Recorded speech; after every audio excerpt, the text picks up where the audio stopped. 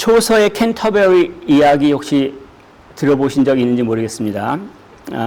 못 들어보셨어도 괜찮아요. 영국에서 유명한 문학이죠. 초초의 영문이라고 할 수 있는데, 런던에 있는 주막이죠. 한국으로 치자면 타번이니까 주막에 이제 다양한 계층의 사람들 남녀노소 모여서 캔터베리라는 곳으로 이제 순례 여행 가기 전에 이야기하는 것들을 이제 모아놓은 걸 캔터베리 이야기라고 하죠. 테일 캔터베리라고 얘기도 하는데, 이게 뭐냐면 순례 여행이에요. 당시 기독교인들이 반드시 이거 순례 여행을 한번 해야 되겠다라는 생각을 가졌어요. 오늘날도 마찬가지죠. 무슬림들은 반드시 죽기 전에 한번 성지 간다라고 생각을 하지만 그렇게까지 심하지는 않아도 한국 사람, 그리스도인들은 한 번은 가봐야지. 근데 여러 군데입니다. 로마도 있고, 예루살렘도 있고, 또 산티아고도 있습니다. 잘 이해가 안 가지만 어쨌든 3대 성지라고 얘기를 해서 갑니다. 제가 왜 얘기를 하냐면, 복음을 믿는 자로서 살아간다는 게 이러한 성지 순례를 꿈꾸면서 살아가는 건가요? 라고 말하면, 좀 그렇죠. 무슨 얘기를 하냐면 지금까지 히브리서를 통해서 우리는 믿음이 무엇인지 또 무엇을 믿는지 얘기를 했잖아요. 그럼 믿는 자는 어떻게 살아가는지 하는 얘기예요. 이걸 많이 오해들을 합니다. 믿음 갖고 살아가는 걸 이제 아예 믿음이 없는 사람들은 쟤네들은 이기적이야. 어떤 사람들은 오해를 해서 나는 금욕적인 생활을 살 수가 없어. 내 무릎이 낙타의 무릎과 같이 그렇게 못생겨지면 어떻게. 그래서 또 종교를 안 가지려고 하는 사람들도 있죠. 심지어는 믿는다고 하면서 믿는 자의 삶이 주일날 와서 예배드리고 끝이라고 생각하는 분들도 계세요. 그리고 심지어는 하나님이라고 말하지만 무당이라고 생각하는 경우도 있습니다. 놀랍게도. 그래서 여기서 기도해서 안 들어줬습니다. 그러면 좀 더 센 귀신 찾아가서 다른 큰 교회 갈 수도 있습니다. 그러니까 굉장히 다양하다는 얘기예요. 똑같은 믿는 자가 어떻게 살아가는가라고 하는 그 표현 안에 사람마다 막 다르게 생각한다는 얘기예요. 근데 성경에서는 뭐라고 가르쳐주고 있습니까? 오늘 12장에서 믿는 자는 어떻게 살아간다라는 것들을 가르쳐주고 있어요. 그래서 오늘은 그 절반만 우리가 함께 봤으면 좋겠습니다. 첫 번째 1절 시작하면서 믿는 자들은 우리 앞에 당한 경주를 한다. 그런 사람이다라고 얘기를 합니다. 레이스 하는 거야. 우리들은 서로 경쟁하는 거야? 라고 생각하시면 안 돼요.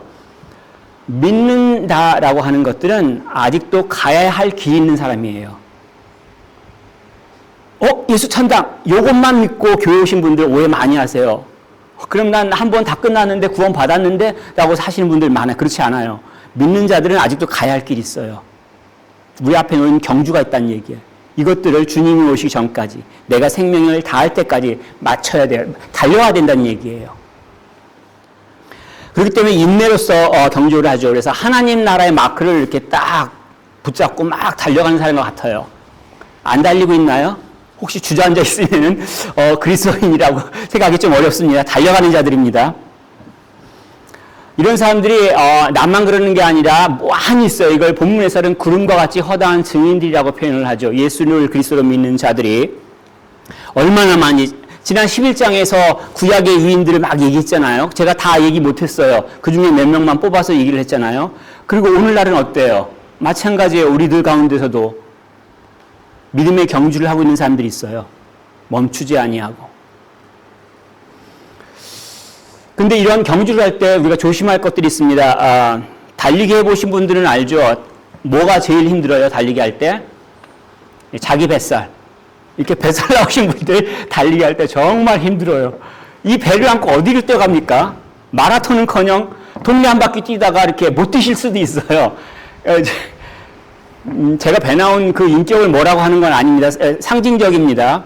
무슨 얘기냐면 1절에 보면 모든 무거운 것과 얽매이기 쉬운 죄를 벗어버리고라고 하는데 이 무거운 것을 운동선수가 갖고 있는 과체중을 말하는 거예요.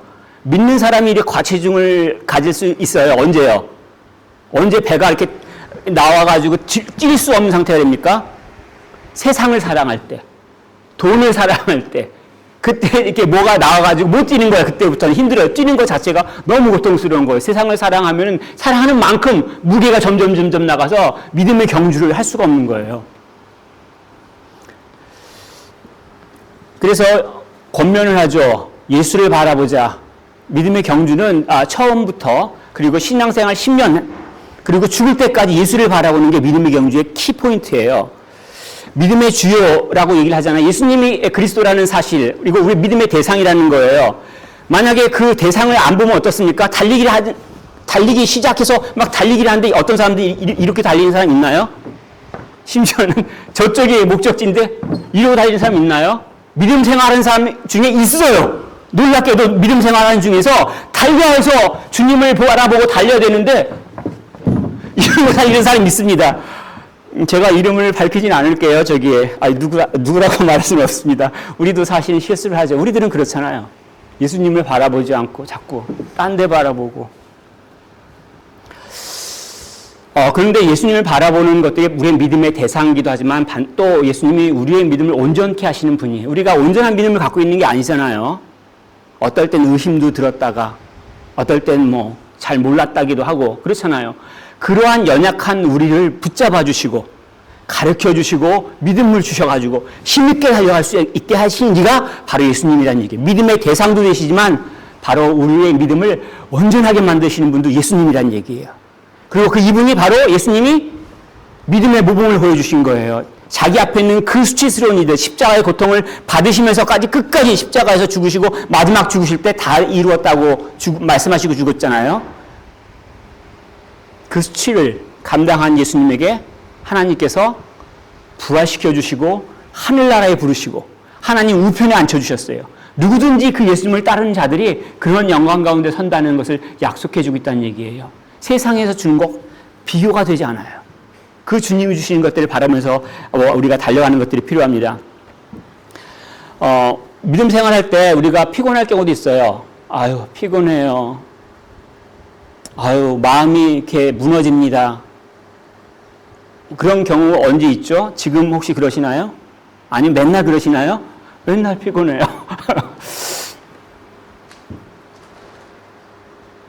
3절에 보면은 너희가 피곤하여 낙심하지 않기 위하여 알고 있다는 얘기죠. 믿음 생활하는 사람들 피곤할 수도 있고 낙심할 수도 있다는 것. 그런데 그렇게 하지 않기 위해서 어떻게 해야 되겠습니까? 죄인들이 이와 같이 자기에게 거역한 일을 참으신 일을 생각해라. 예수님을 바라보라는 얘기예요.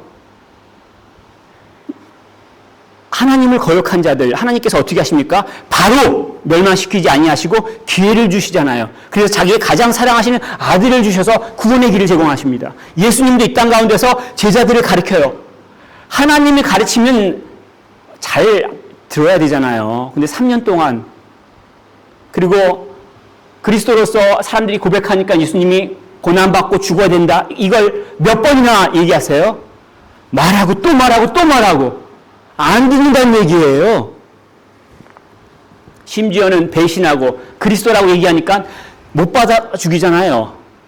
그런 사람들 예수님께서 보시면서 천군 천사를 불러다가 싹 쓸어버리지 않고 참으신 거죠. 우리가 사람을 보면요 참기 어렵습니다. 왜냐하면 저 사람도 안 참는 거 알아요. 부부지간에 우리가 얼마큼 참으시겠어요? 한 10년 참으시면 잘 참으신 겁니다. 10년까지 참으시는 분들도 많지는 않지만 상대방이 하는 거 보고 내 하는 걸 결정하잖아요. 저렇게 나왔어? 그럼 나도 양말 버려. 저렇게 해? 나도 이렇게 해. 이게 우리의 모습인데 사람을 보면 그렇다는 얘기예요. 나한테 행하는 사람을 보면 나도 그렇게 돼야 한다는 얘기예요. 주님을 바라볼 때 내 행동이 결정되어지는 거예요. 상대방이 아니라 주님을 바라볼 때. 만약에 실망하면 어떻습니까? 두려움 가운데 있어요. 좌절 가운데 있습니다. 뭘 바라왔다는 얘기입니까? 믿음의 대상이 예수님이 아니란 얘기예요. 믿음의 대상이 주변 사람이란 얘기예요. 주변의 환경이란 얘기예요. 자기 자신이란 얘기예요. 자기가 약해지고 능력이 없고 실패한 것을 보게 된 순간 놀라는 거예요. 두려운 거예요. 막 떨리는 거예요. 나 이것밖에 안 돼. 나는 몰랐는데 하면서. 베드로 사도가 갈릴리 바다를 걸은 적이 있었죠. 놀라운 일 아닙니까? 어떻게 사람이 바다 위를 걷습니까? 그래서 우리는 불가능해라고 얘기를 하죠. 근데 그건 우리가 불가능한 거예요. 사람이 못하는 거예요. 천지를 만드신 하나님께서 그 천지 가운데 예배를 두실 수 있죠. 근데 어쨌든 간에 베드로 사도가 물 위를 걷다가 빠졌어요. 왜 빠졌습니까? 걸은 건 또 뭐고 빠진 건 또 뭐예요? 마태복음 14장 30절에 이렇게 기록하고 있습니다. 바람을 보고 무서워 빠져가는지라.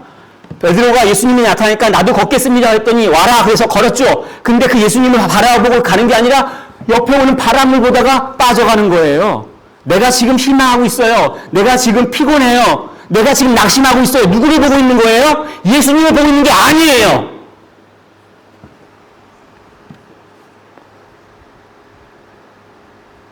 이 일들을 하나님께서는 하나님의 자녀들이 기억하기를 원하시는 거예요. 살아가면서 예수님을 보기를 원하는 거예요.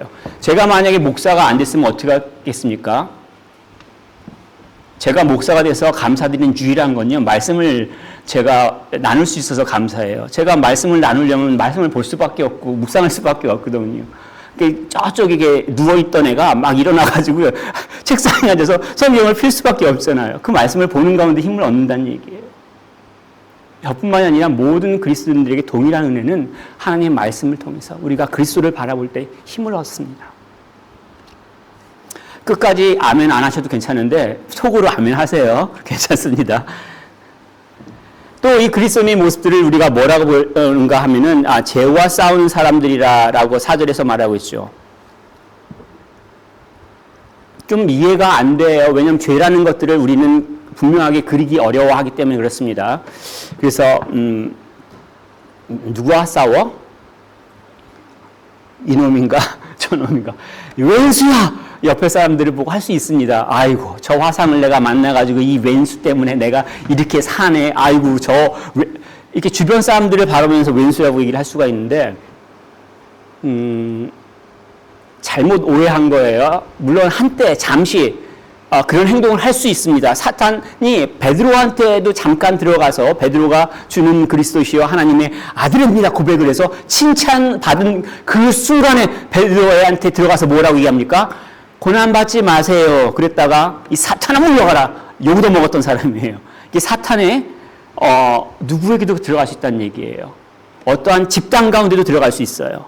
국가 이념 가운데도 들어갈 수 있고 시대 정신 가운데도 들어갈 수 있고 개인에게도 들어올 수 있다는 얘기예요. 중요한 것들은 특징이 뭐냐면 하나님 말씀을 안 듣는 거예요. 자기가 하고 싶은 걸 하는 거예요.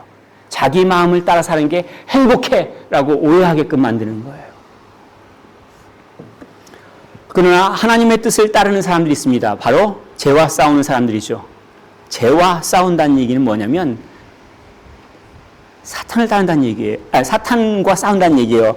자기를 마음을 따라가는 사탄, 자기 마음대로 행하려고 하는 사탄과 달리 하나님의 뜻이 무엇인지 알고 그 뜻에 순종하려고 하는 거예요.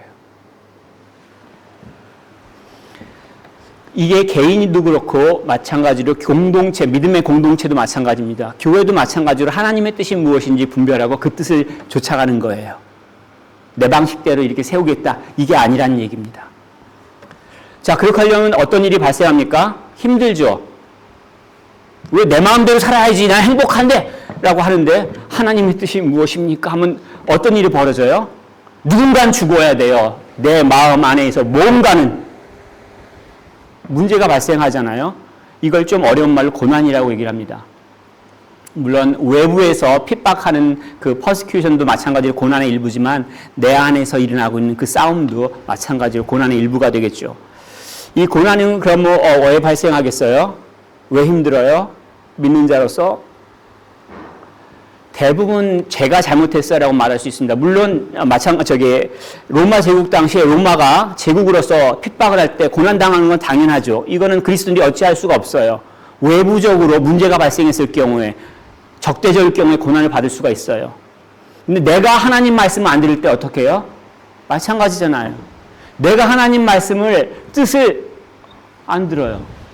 난 내 마음대로 살겠어. 이런 삶이 굉장히 힘들어요.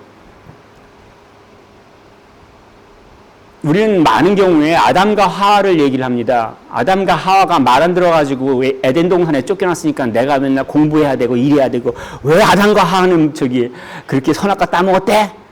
왜 하나님 말씀 만들었대? 그렇게 얘기를 하죠. 근데 살다 보니까 나도 하나님 말씀 많은 걸 안 들어요. 그것보다 내가 내 마음대로 하는 게 좋은데 이러한 일들이 발생한다는 얘기예요. 무슨 얘기를 지금 하고 있냐면 죄로 인한 고난의 이유가 굉장히 다양해요. 내가 하나님 말씀에 불순종했기 때문에 고난을 당하기도 하지만 사회가 적대적이 돼서 고난을 당할 수 있어요. 근본적으로 그 첫 번째 범죄 이후에 피조물 위에 들어온 죄가 스며들었다고 표현하고 있죠. 그렇기 때문에 굉장히 복잡한 문제로 인하여서 우리가 고난을 당할 수가 있습니다. 중요한 것들은 뭐냐면 그 가운데 하나님 무엇을 하시는 얘기예요.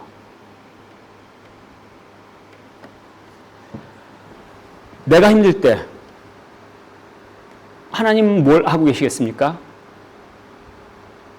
우리 교회가 힘들 때 하나님은 무엇을 하고 계시겠어요? 아무것도 안 하는 것 같이 보여져요. 하나님이 심지어는 계시지 않아? 라고 의심도 하기도 해요. 근데 아주 분명히 성경에서 말하고 있잖아요. 어떠한 일들이 일어나도 하나님께서는 능력이 있으시고 지혜가 있으셔서 그것들을 모두 사용하셔서 선하게 바꾸실 만한 능력이 있고 그 일들을 진행하신다. 모든 것이 합력하여 선을 이루느니라 라고 로마서에서 말씀하고 있잖아요. 특별히 이 고난 어떻게 하나님을 믿는 사람들 위해서 사용하시겠습니까? 가장 근본적으로는 하나님의 자녀들이 바르게 서도록 성숙하도록 사용하세요. 이것을 본문에서는 주의 징계하심이라는 단어를 표현하고 있습니다. 5절에 주의 징계하심인데 사실 이 단어들을 우리는 좋아하지 않아요. 그래서 오해를 너무 많이 합니다. 잠깐 시간을 좀 할애를 하겠습니다. 이제 킹 제임스 버전에서는 체이스링이라고 번역을 하죠. 이걸 이제 한국말로 번역하면 징벌이에요. 퍼니시먼트 같은 처벌이에요. 안 좋아요, 느낌이. 하나님이 징벌한다고? 하나님이 처벌한다고? 죄에 대해서 책임을 물으시는 거잖아. 기분이 안 좋아요. 싫어요. 그래서 굉장히 거부 반응을 일으킵니다. 근데 이런 것들 염두였는지 모르겠지만 이제 NIV 같은 성경에서는 이걸 디서플린으로 번역을 해요. 한국말로 번역하면 이제 훈육이라고 말할 수 있죠. 좀 더 많이 완화가 됐죠. 이 징계한다는 것들을 이제 징벌해서 아니면 체벌해서 훈육으로 많이 완화를 시켰습니다. 근데 이 차이가 뭐냐면 징벌로 한다는 건 죄를 책임지게 하는 거예요. 너 벌 받아라 이놈아, 너 죄지었잖아. 근데 이 디서플린이라는 건 뭐냐면 잘못했지만 그것들을 하나님께서 바르게 세우신다는 얘기예요. 나무가 바람이 불 때 휘었어요. 이걸 내버려 두시지 않고 똑바로 세우신다는 얘기예요. 이게 디서플린이라는 얘기예요. 그래서 한국 이제 신앙 용어로 번역될 땐 이걸 권징이라고 번역을 합니다. 권면하는 게 있고 징계하는 게 있다라고 하는 그 두 가지 측면입니다. 근데 이것들 많이 오해를 해서 사실 굉장히 인기 없거나 아니면 이런 것들을 언급하는 경우에 적대적인 모습을 드러내기도 합니다. 교회 내에서. 근데 이런 것들 충분히 이해가 갑니다. 왜냐하면 고통스럽고 아프기 때문에 그렇습니다. 근데 잊지 말 게 뭐냐면 아들이라는 사실, 딸이라는 사실, 하나님의 자녀라는 사실은 바뀌지가 않아요. 예수님께서 십자가에 죽으신 그것 때문에, 그것을 믿기 때문에 하나님의 자녀가 됐잖아요. 우리가 잘못한 것 때문에 그 사실이 바뀌나요?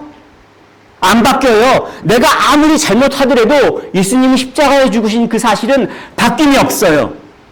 무슨 얘기냐면 내가 잘못하고 안 하고 상관없이 하나님과 나는 하나님의 자녀라는 사실이 안 바뀐다는 얘기예요. 본문에서 5절에 마지막에 이렇게 얘기합니다. 그에게 꾸지람을 받을 때 낙심하지 말라. 5절에 내 아들아, 자녀이기 때문에 이렇게 훈육을 하신다는 말씀을 가르쳐주고 있습니다. 만약에 하지 않는다면, 잘못했는데 훈육하지 않는 자녀가 있어요. 그럼 뭐라고 얘기합니까? 8절이 이렇게 나왔죠. 너희에게 없으면 사생자여 친아들이 아니니라. 법적인 아들이 아니란 얘기예요. 첩이나 노예한테 낳은, 그래서 아들로서 권리를 주장할 수 없는, 사람들한테 저주받고 손가락질 받는 존재라는 얘기예요. 하나님의 징계가 없다면, 권징이 없다면. 오히려 이걸 통해서 우리는 하나님을 더 신뢰하게 되죠. 하나님께 더 가까이 가게 됩니다. 하나님께 더 신뢰할 수 있는 관계가 이걸 통해서 만들어집니다. 만약에 권징을 받을 때 낙심만 한다면 어떤 일이 일어난 거죠? 고난 가운데 있을 때 낙심해요. 그리고 거기서 끝나면 이거 우스갯소리를 할 건 아닌데 충청도 말로 뭐라고 합니까? 아버지가 아닌가비요? 그렇게 얘기하실 수 있어요. 예수를 그리스도로 믿는 자들은 그 자녀 관계, 하나님과 아들, 부모 관계가 바뀌지가 않아요. 세상에 어떠한 일들이 일어나도 이 관계를 끊을 수가 없어요. 누가 감히 하나님께서 너는 내 자녀라 선언하신 자를 취할 수가 있어요? 뺏어갈 수가 있어요? 불가능해요. 그렇기 때문에 그러한 권징을 받을 때, 하나님으로부터 징계를 받을 때, 고난을 받을 때 낙심하지 말라는 얘기예요. 하나님께서 선하신 의도를 갖고 또 선하시게 만든다는 얘기입니다. 6절에 보면 그 목적을 분명히 말씀하고 계십니다. 주께서 그 사랑하시는 자를 징계하시고 그가 받아들이시는 아들마다 채찍질을 하심이라. 그러니까 아들로서 세우시려고 한다는 얘기예요. 근데 채찍질이라는 단어가 나오죠. 자녀를 훈육할 때 채찍을 제가 들면 어떻게 됩니까? 안 돼요. 저 경찰서 끌려갑니다. 제가 처음에 영국에 와가지고 놀랬던 게 뭐냐면 애들을 훈육을 할 때 채초리를 못 들어요. 이제 저희 형제는 우리 어머니한테 참 옛날 방식으로 많이 받았습니다. 심지어는 저희는 고등학교 다닐 때도 선생님이 저기서 막 뛰어가지고 이담여차기를 했어요. 그러나서 선생님이 뭐라고 했냐면 나 공수부대 출신이야. 더한 것도 보여줄 수 있어? 그리고 애들이 네 선생님 이러고 딱 앉아 있었어요. 우리는 그런 시대를 살아왔기 때문에 익숙한데 영국에서 학교 다니는 우리 아이들을 벌하려고 했을 때 뭐라고 얘기했냐면 큰애였는가 학교에서 부모가 때리면 전화하라고 전화번호를 알려줬어요. 이렇게 얘기를 하더라고요. 그럼 제가 뭐라고 얘기하겠습니까? 물론 저는 그때 전화해라. 하지만 난 너의 아빠이기 때문에 너를 훈육하는 사람은 내가 되고 너를 지금은 책임져야 된다. 그리고 떼었어요. 지금도 경찰에다 얘기하면 제가 문제가 될 수 있지 모르겠습니다. 어쨌든 간에 개인적인 얘기를 하는 것들은 뭐냐면 우리가 잘 오해하고 있기 때문에 그렇습니다. 이건 굉장히 오래된 얘기예요. 몇천 년 전 얘기예요. 그리고 체벌이 금지된 건 최근 얘기죠. 한국에도 체벌이 언제 금지되겠습니까? 법적으로 금지된 거, 가정에서 체벌 금지시킨 건 2020년대에 들어와서 금지시켰어요. 그죠? 우리 고등학교 다닐 때는 그런 거 개념이 없었다는 얘기예요.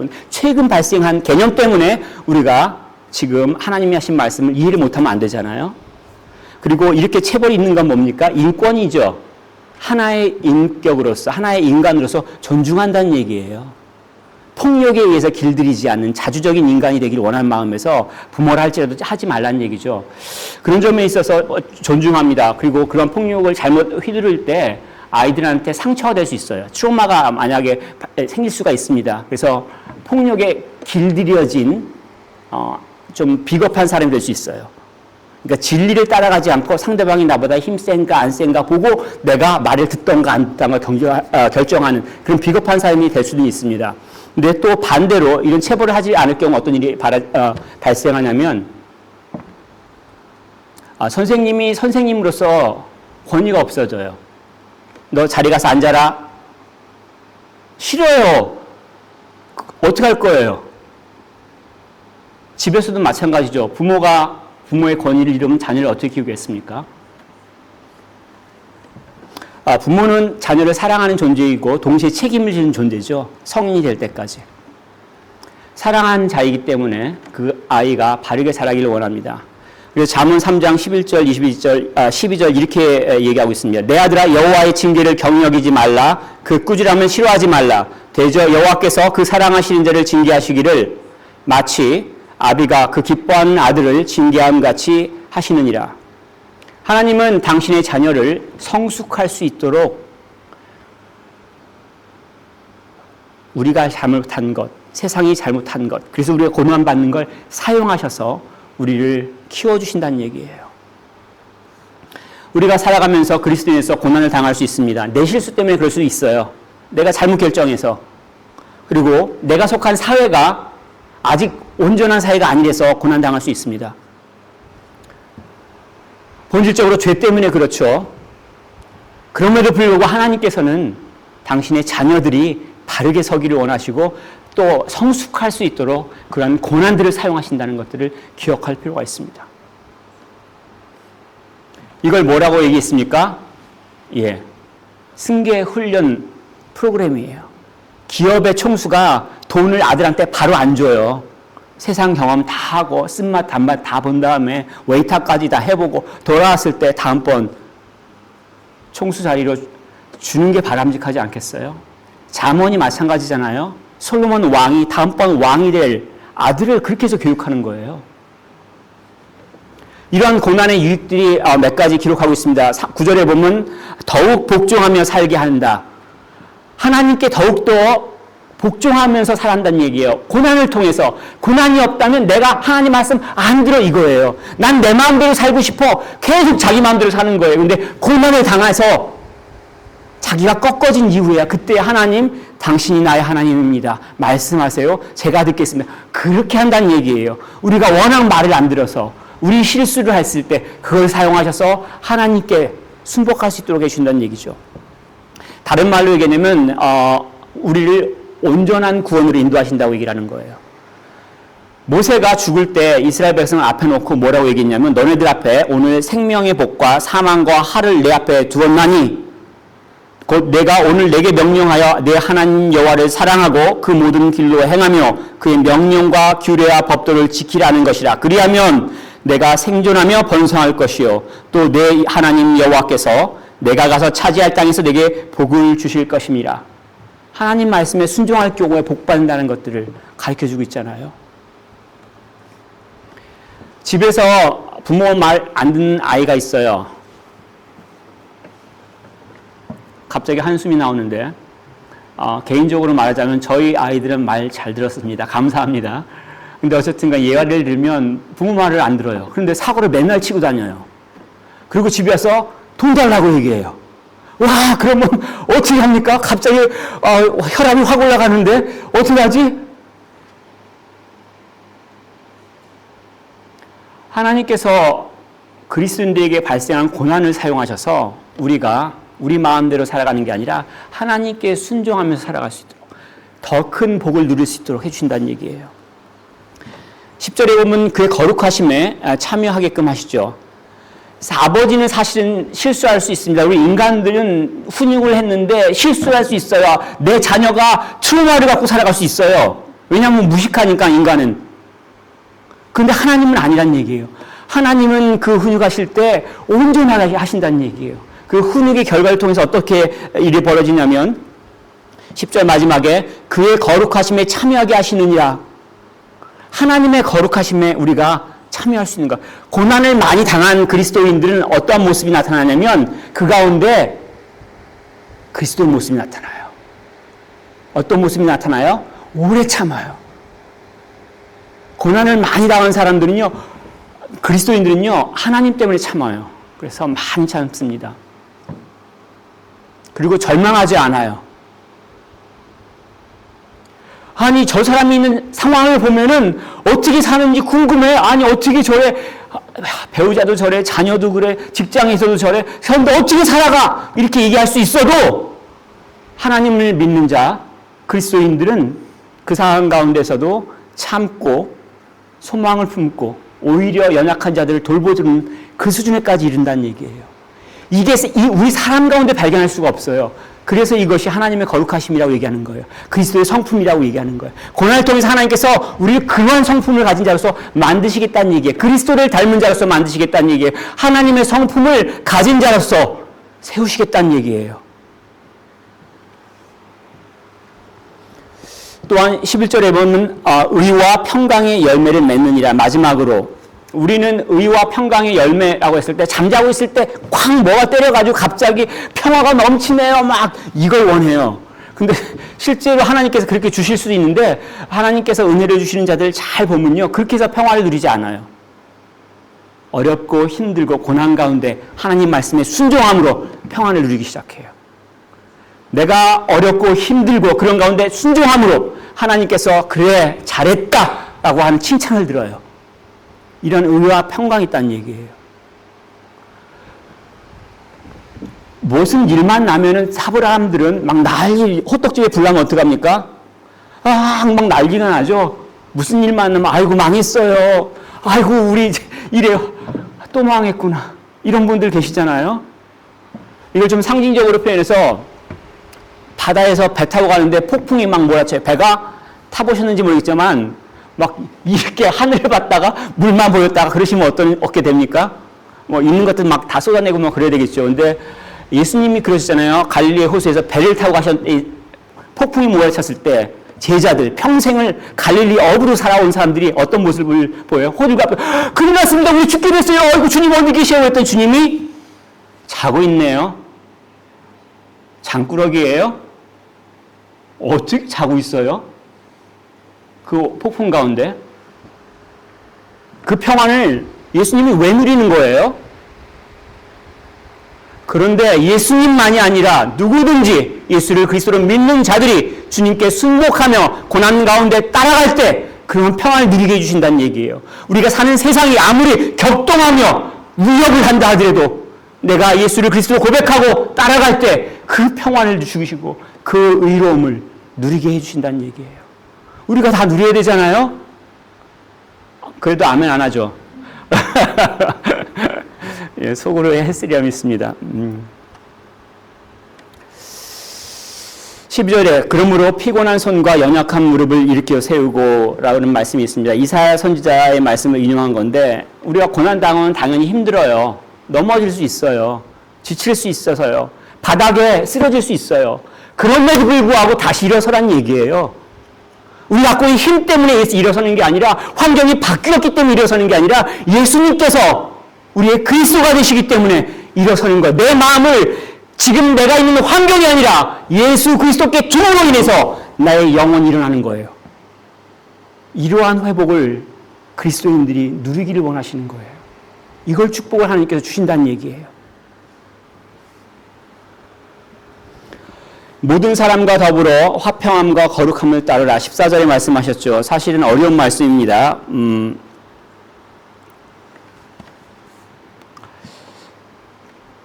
로마 제국 살아갈 때 그리스도인들을 핍박을 할 때 로마 제국 사람들과 평화를 누릴 수 있습니까?